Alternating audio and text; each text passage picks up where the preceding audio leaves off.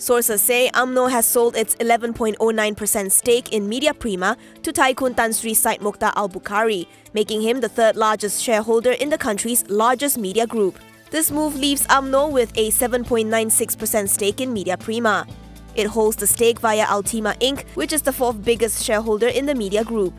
Crossed off-market yesterday, the 123 million shares were transacted in one block, worth a total of 73.81 million ringgit. Held by proxy by Gabungan Kasturi, the shares exchanged hands at the price of 60 cents per share yesterday, a premium of 23.7% to its closing price of 48.5 cents.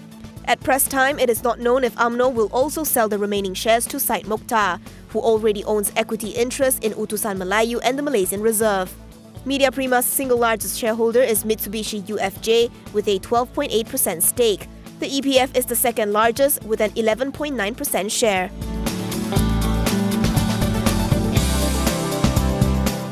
YTL Communications claims the Ministry of Education breached contractual obligations after it was excluded from an award to provide internet connectivity services in schools operating a virtual learning environment. YTL, which had been providing internet connectivity to the 10,000 schools nationwide, said the ministry was to call for an open tender early this year, ahead of the expiry of its contract with YTL on July 1st. However, in April, the MOE told YTL and other ISPs that it was not ready for a tender for implementation. The ministry apparently said there would be a delay for another 6 months, during which the participating schools would continue to require interim internet services. However, it did not have the budget to pay for the services and requested that YTL offer them for free until a tender was called and awarded in 2020. The company, which has invested over 4 billion ringgit to build up the infrastructure for the 15-year project, said it subsequently committed to providing the free services. However, to its shock, the ministry announced on June 27th that it had instead hired Telekom Malaysia, Celcom Axiata and Maxis for the job.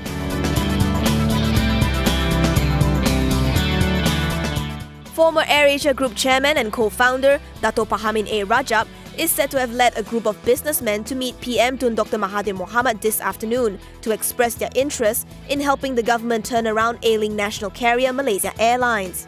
A source told theedgemarkets.com that during the meeting, the group had sought the approval of the Premier to conduct due diligence on the national carrier in order to find the right solution for its woes. Pahamin's name has also been brought up in recent weeks to take over the chairmanship of Malaysia Airlines and Malaysia Aviation Group after the position was left vacant when Tan Sri Muhammad Noor Muhammad Yusof resigned on March 1st. Pahamin was the DG of the Road Transport Department at the Ministry of Transport from 1974 to 1998 and the Secretary General of the Ministry of Domestic Trade and Consumer Affairs from 1998 to 2001. He was appointed as non-executive chairman of AirAsia on December 14, 2001 and retired on June 3, 2008.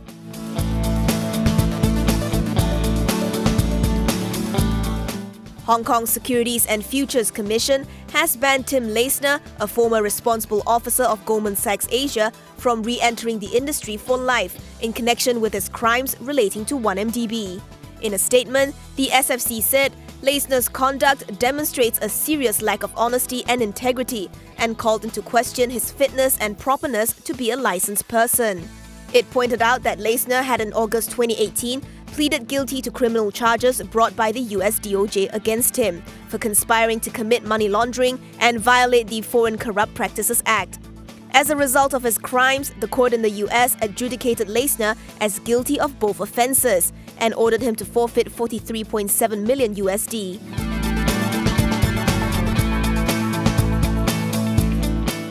Deputy Finance Minister Dato' Amiruddin Hamzah says the Securities Commission regulatory framework on initial coin offering will be finalised in the second half of 2019.